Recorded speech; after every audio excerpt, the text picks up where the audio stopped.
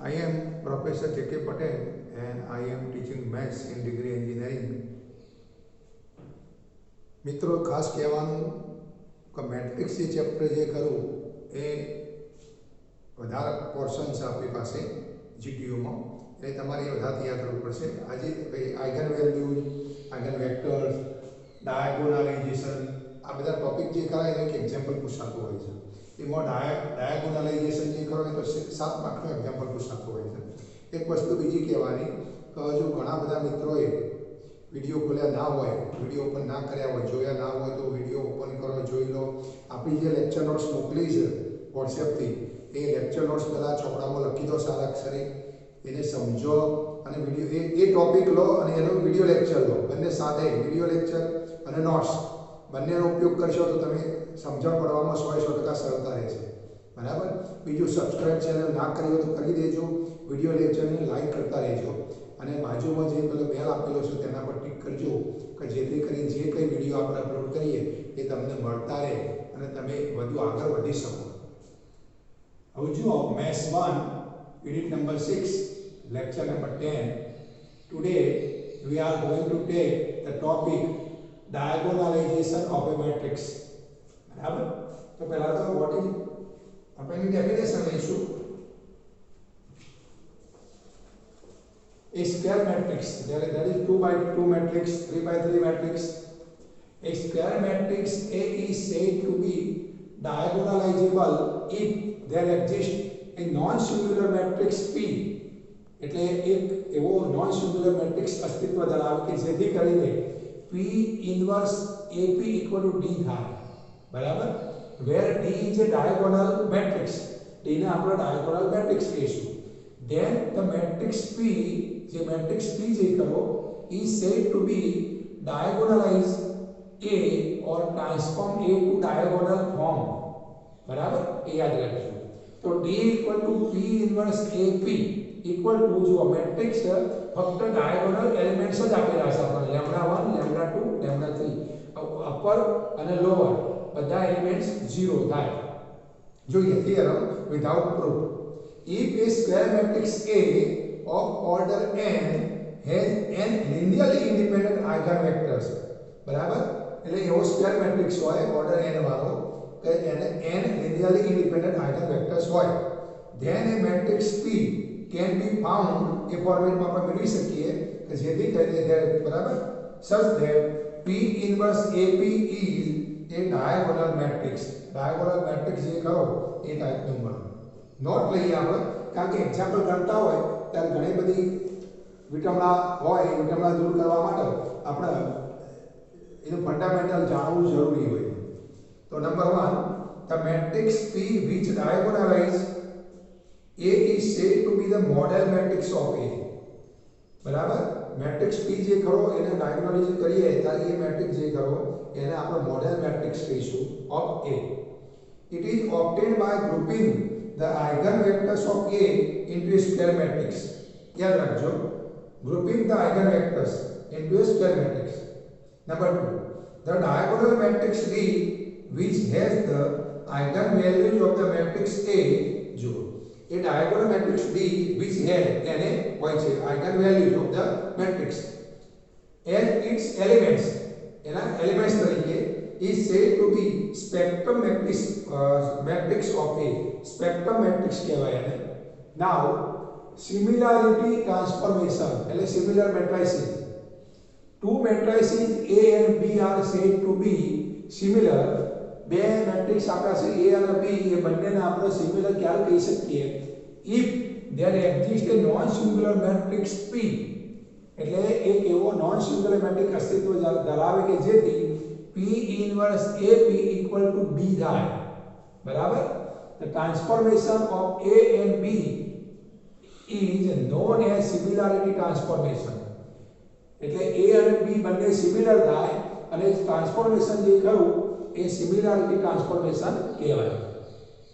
Not લઈશું જરૂરી. Number 1, if n by n cross n કહીએ પણ n by n આપણે બોલીશું. આપણે જેમ 2 by 3 મેટ્રિક્સ બોલીએ એ રીતના n by n matrix A has n distinct eigenvalues, then A is diagonalizable. શું કેવું છે મેટ્રિક્સ જે ખરો n બાય n એને n ડિસ્ટિંક્ટ આઇગન વેલ્યુઝ હોય તો એ જે ખરો એ ડાયગોનલાઇઝેબલ હોય. Number 2, if x1 x2 x3 up to xk are the eigenvectors of corresponding to the distinct eigenvalue lambda 1 lambda 2 up to lambda k. એટલે x1 x2 x3 xk are eigenvectors અને એને સંબંધ ધરાવતો હોય તેવા corresponding to the distinct eigenvalues lambda 1 lambda 2 lambda 3 up to lambda k. Then the set in the bracket x1 x2 x3 up to xk is a linearly independent set. અગાઉ તમે ભણેલા કે what is linearly independent set, what is non linearly independent set, બરાબર એ જોઈ લેવાનું. Number 3, n by n matrix A is diagonalizable if and only એટલે n by n matrix જે આપ્યો હોય એ diagonalizable ક્યારે કહેવાય બંને જુઓ if and only double implies if it has n linearly independent eigenvectors એટલે n linearly independent eigenvectors હોય. Number 4, n by n matrix A is diagonalizable if all the roots of its characteristic equations are real and distinct. જે characteristic equation જે ખરો એના route જે ખરા એ બધા real અને distinct હોય, જુદા જુદા હોય અને real હોય. બરાબર real એટલે એનો ફિક્સ ઓપડો હોય, કોમ્પ્લેક્સ નહીં. Now process of diagonalizing of a matrix, process of diagonalizing जो આપણે બોલવામાં ધ્યાન રાખજો of a matrix. નંબર 1 એના સ્ટેપ જોઈએ. Number 1, find the eigen values of A એટલે A ના eigen values, A ની eigen value ની જે કિંમતો જે કરી આપણે શોધીએ. Number 2, find the linearly independent eigen vectors of A. પહેલા જે મળે એ eigen value મળશે, પછી eigen vectors મળશે. Now step number 3, construct the matrix P from the eigenvectors obtained in step number 2. Step number 2 માં જે eigenvectors મેળવ્યા હોય એના આધારે આપણે મેટ્રિક્સ P મેળવીશું. Number 4, construct the diagonal matrix B from the corresponding eigenvalues obtained in step 1. જે eigenvalue મેળવી હોય એના આધારે diagonal matrix B મેળવીશું. Note, if all eigenvalues are real and distinct then matrix is diagonalizable. બરાબર બધી જ આઇગન વેલ્યુની કિંમતો રિયલ અને ડિસ્ટિંક્ટ હોય તો મેટ્રિક્સ જે ખરો એ ડાયગોનલાઇઝેબલ કહેવાય. Now we take some example. Example number 1, find a matrix P that diagonalizes the matrix A equal to જો મેટ્રિક્સ આવ્યો 3 by 3 2 0 minus 2 0 3 0 0 0 3 and hence determine P inverse AP અથવા D મેળવો. બરાબર since we are given A equal to 3 by 3 matrix, બરાબર તો હવે આપણે શું કરીશું આઇગન વેલ્યુઝ મેળવવાની છે. આપણે the characteristic equation of A is given by determinant of A minus lambda I equal to 0 એટલે મેટ્રિક્સ પણ આપ્યું છે એટલે ડિટર્મિનન્ટ બનાવી દઈશું અને આ ડાયગોનલ જે ખરો એમાં 2 માંથી લેમ્બડા બાદ કરીશું, 3 માંથી લેમ્બડા બાદ કરીશું, આ 3 માંથી લેમ્બડા બાદ કરીશું અને ઇક્વલ ટુ 0. તો ડિટર્મિનન્ટ અંદર શું કર્યું डिटरमिन ની અંદર શું કર્યું 2 - લેમ્બડા 0 - 2 0 3 - લેમ્બડા 0 0 0 3 - લેમ્બડા એટલે 2 3 3 હતા એ દરેકમાંથી આપણે લેમ્બડા બાદ કર્યો. હવે 3/3 આ ડિટરમિનન્ટ જે હતો એને કેતા સોલ્વ કરવો તો 2 - લેમ્બડા લો પછી આ બેનો ગુણાકાર માઈનસ આ બેનો ગુણાકાર માઈનસ 0 અને -2 પછી તો બંને 0 થઈ જશે ઇઝ ઇક્વલ ટુ 0. ત્યારબાદ પાછળનો પોર્શન શું થઈ ગયો 0 થઈ ગયો. So 2 minus lambda in the bracket 3 minus lambda no square equal to 0. Therefore in the bracket 2 minus lambda 3 minus lambda 3 minus lambda equal to 0. So 3 minus lambda 2 times આવ્યો એટલે આપણે lambda equal to 3 2 times લેવા પડશે તો b શું થશે lambda equal to 2 3 3 એટલે lambda 1 equal to 2 lambda 2 equal to 3 lambda 3 equal to 3. Now તો મિત્રો હાલ વાત કરીએ આપણે કે lambda 2 minus lambda equal to 0, 3 minus lambda equal to 0 twice, 2 times. Therefore lambda equal to 2 and lambda equal to 3 3. That is lambda equal to 2, 3, That is lambda 1 equal to 2, lambda 2 equal to 3 and lambda 3 equal to 3. Which are eigenvalues? ત્રણ eigenvalue મળી આપણને. હવે આપણે eigenvectors મેળવીશું આના આધારે. તો for finding eigenvectors અથવા to find eigenvectors તો મેટ્રિક્સમાં A minus lambda I second column મેટ્રિક્સમાં શું થશે x equal to 0. આ પણ કોલમ મેટ્રિક્સ લઈશું આપણે. x ના બદલે શું x1 x2 x3 0 0 0. અને આ જે હતો એ અગાઉ જે લીધો તો એ છે matrix 2 minus lambda 0 minus 2 3 minus lambda 3 minus lambda અગાઉ લીધો તો એ નંબર 1. હવે શું કરીશું આપણે if lambda equal to 2 then from 1 આપણે lambda 1 2 અને 3 ત્રણ મળ્યા છે lambda 1 lambda 2 lambda 3 એની વાળા પરથી કિંમત મૂકીશું. lambda બદલે 2 મૂકી દો પછી lambda equal to 3 મૂકી દો. એક જ વખત મૂકીશું ડબલ ટાઈમ્સ આપે છે પણ તો શું થશે એ 2 minus 2 0 3 minus 2 1 3 minus 2 1 અને બીજા બધા એલિમેન્ટ્સ એમને એમ આવશે x1 x2 x3. આવું જુઓ 0 x1 plus 0 x2 minus 2 x3 equal to 0. બરાબર 0 x1 plus 1 x2 plus 0 x3 equal to 0. 0 x1 plus 0 x2 plus 1 x3 equal to 0. પણ આપણે બધા લખીશું ને કે 0 વાળા લખવાની કોઈ જરૂર નહીં. એટલે -2x3 equal to 0 and x2 equal to 0. અહીં x3 equal to 0 ફરીથી લખવાની જરૂર નથી. therefore x3 equal to 0 x2 equal to 0 બંનેની કિંમત 0 મળી ગઈ. એટલે x1 જે કરો એ ફ્રી વેરિયેબલ રહ્યો એટલે આપણે એને x1 ને ફ્રી વેરિયેબલ કહીશું.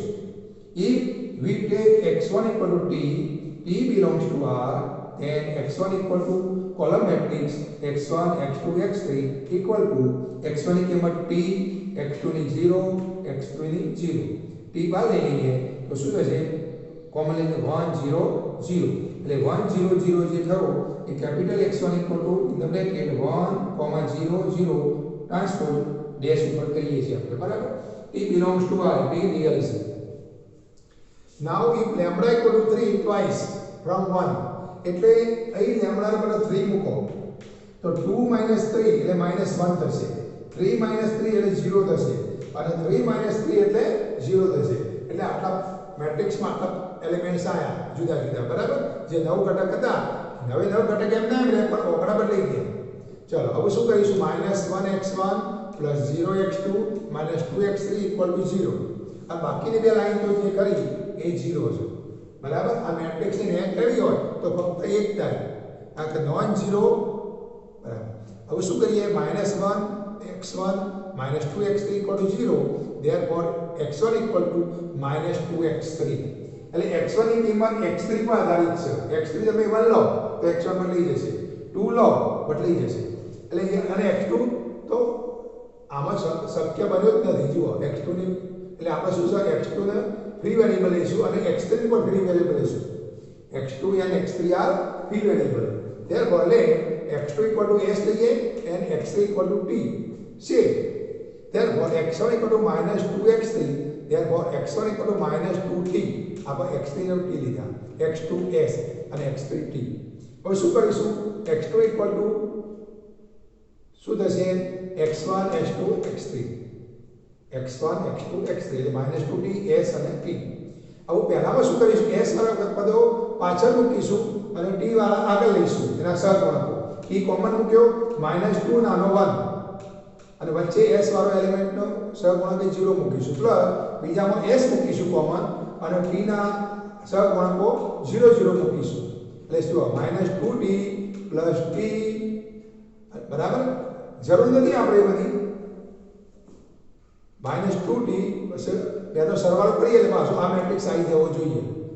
તો x2 = -2 0 અને 1 in the dash transpose and x3 = 0 1 અને 0 તો ડેશ આ આઇગનવેક્ટર્સ એ આઇગનવેક્ટર્સ છે બંને. now taking x1 x2 x3 as columns we construct the matrix P as follows. તો P = x1 x2 x3 જો કોમા કોલમ એટલે x1 ની જે વેલ્યુ મેળવી છે આપણે અગાઉ 1 0 0 એ મૂકી દો 1 0 0. x2 ની જે મેળવી કઈ મેળવી -2 0 અને 1 -2 0 અને 1 ઉભી મૂકી દો અને s ની 0 1 અને 0 એટલે x3 0 1 અને 0. તો અહીં લાઈન થઈ ગઈ s1 x2 x3. Now P inverse AP equal to D. તો આ ફોર્મેટ છે lambda 1 lambda 2 lambda 3 diagonal matrix. તો લેમ્ડા 1 ની કિંમત શોધી દીધી આપણે 2, આ રહી 3 અને આ પણ 3 બરાબર. Therefore P inverse AP equal to D.